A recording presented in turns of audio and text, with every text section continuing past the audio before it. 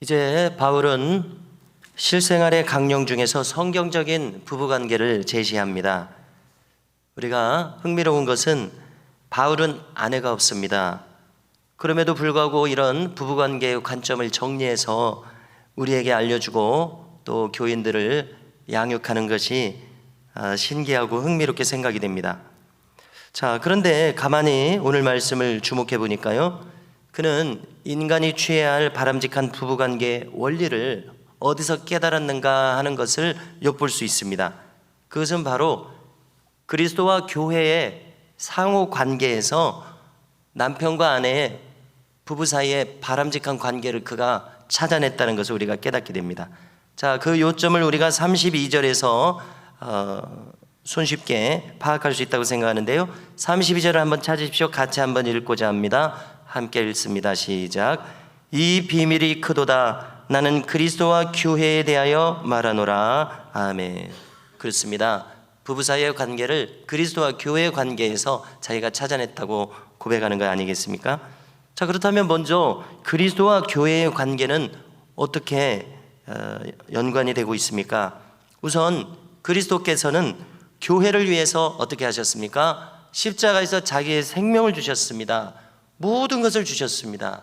그래서 우리는 깨닫기를 신앙생활이라 하는 것은 그리스도께서, 예수님께서 나에게 모든 것을 주셨기 때문에 나도 모든 것을 드리게 되는 그런 관계입니다. 자, 반대로 교회는 그리스도의 신부, 그리스도의 아내입니다. 관계가요.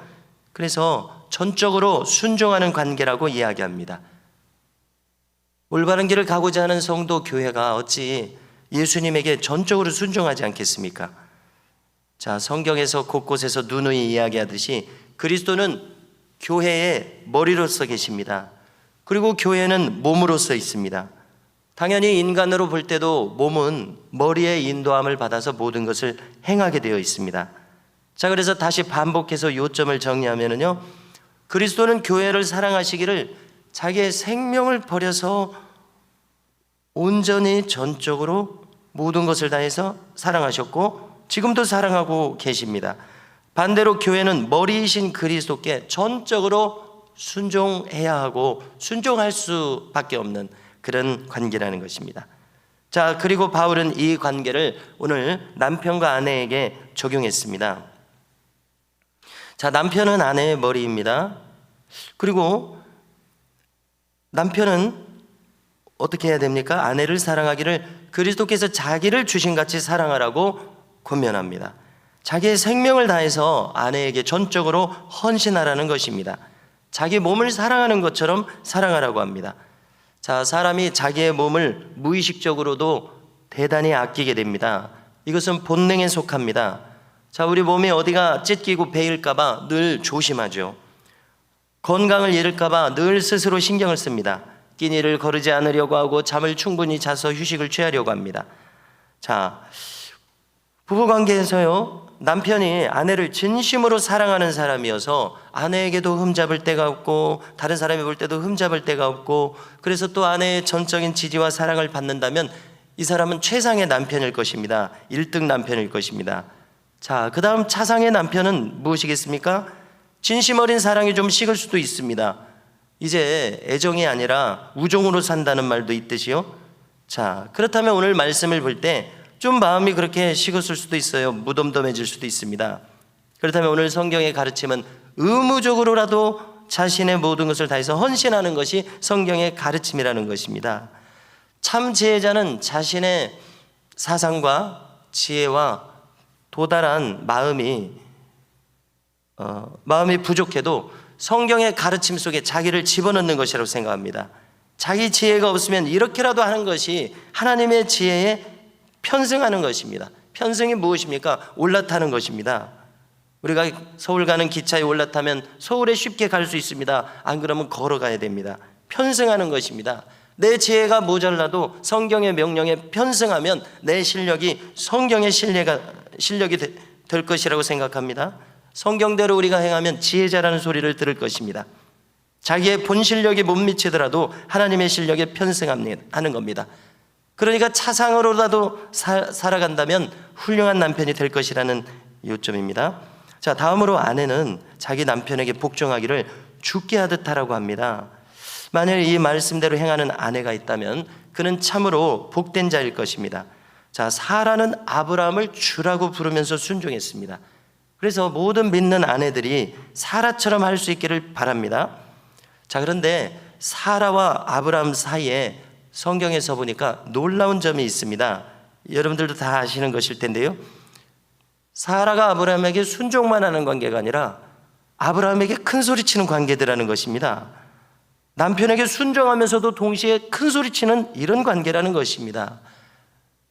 남편을 주라고 부르면서 굴종하고 자기 의지는 아무것도 없이 복종하는 그러한 일방적인 관계가 아니라 자기도 큰 소리치는 관계, 흥미롭게 느껴집니다. 자, 그것은 창세기 21장 10절을 보니까요, 어떤 일이 있게 되냐면은 소생이 자녀가 생기지 않으니까 애굽 사람 하갈로부터 자식을 낳아서 그의 소생 이스마엘을 가지게 됩니다.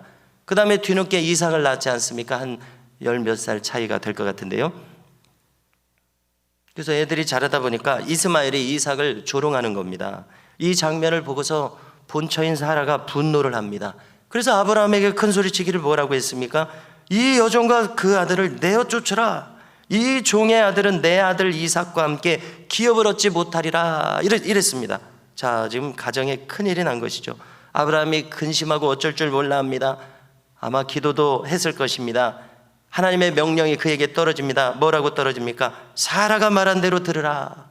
그래서 우리는 재미있게도 순종하는 아내는 하나님이 편들어준다는 것을 알 수가 있습니다. 그렇지 않습니까? 어떻게 생각하십니까?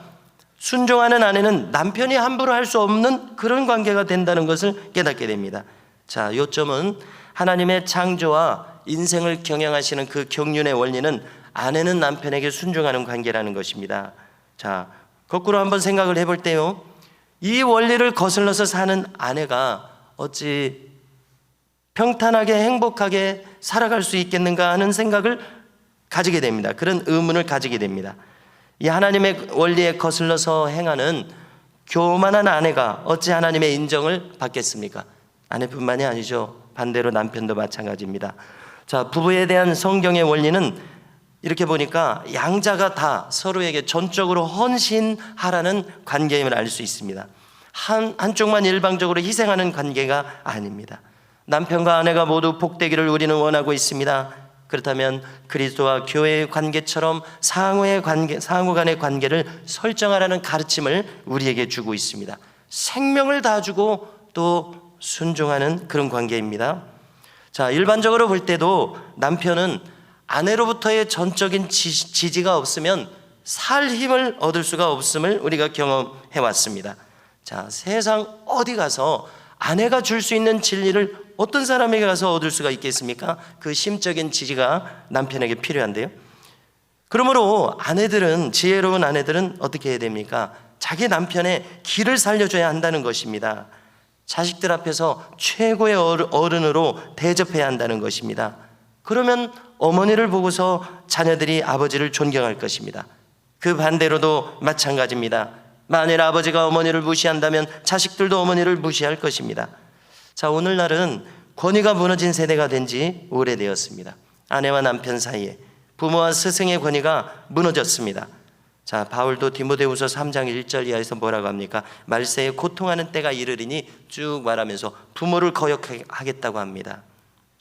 또 무정한 자들로 살아가겠다고 합니다. 자, 부모의 권위가 서려면 어떻게 해야 됩니까? 남편은 아내의 권위를 세워줘야 됩니다. 아내도 남편의 권위를 세워줘야 합니다. 이렇게 해서 자녀들이 본받게 해야 할 것입니다. 이런 가정으로 만들어가야 할 것입니다. 그래서 저는 바라게 되기는요, 우리 교회의 전체 방향이 그리스도와 교회의 관계처럼 노소를 불문하고 모든 부부들이 아내에게 생명을 주고 아내는 순종하는 관계로 정평이 날 수 있기를 간절히 소망합니다. 이 축복하시는 원리를 따라서 온 교회의 방향이 나아갈 수 있기를 간절히 소망하고 기도합니다.